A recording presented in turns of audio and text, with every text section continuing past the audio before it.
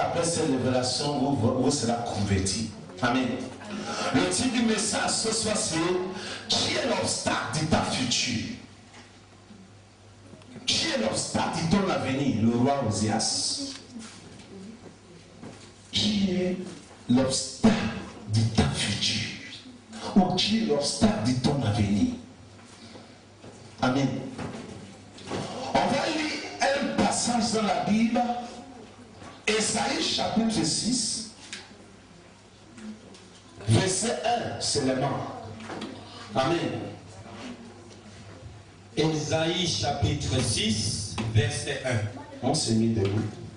L'année de la mort du roi Osias. L'année de la mort du roi Osias. J'ai vu le Seigneur assis sur un trône. J'ai vu le Seigneur assis sur un trône. Très élevé. Très élevé. Et les pans de sa robe remplaçaient le temple. C'est fini? S'il vous plaît, tout le monde regarde ici. Esaïe a commencé. Chapitre 1. Il a commencé à prophétiser sans voir le Seigneur. Chapitre 2 est passé. Chapitre 3 est passé. Chapitre 4 est passé. Chapitre 5 est passé. C'est au chapitre 6. Il nous dit qu'il a vu le Seigneur. Vous comprenez quelque chose? Esaïe est en train de prophétiser sans voir Dieu.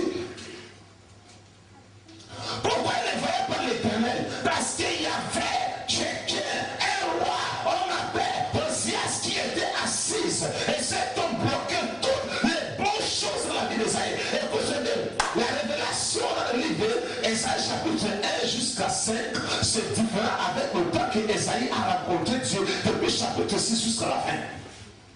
Son évangile a changé complètement.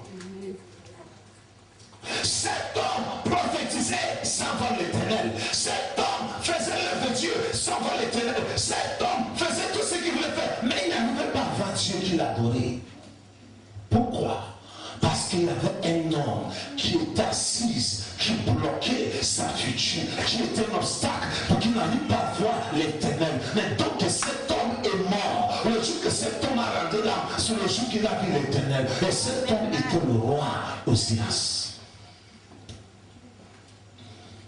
Depuis les années, tu crois en Christ. Depuis les années, tu es en Christ. Depuis les années, tu parles de Christ. Je n'ai jamais rencontré Jésus-Christ personnellement.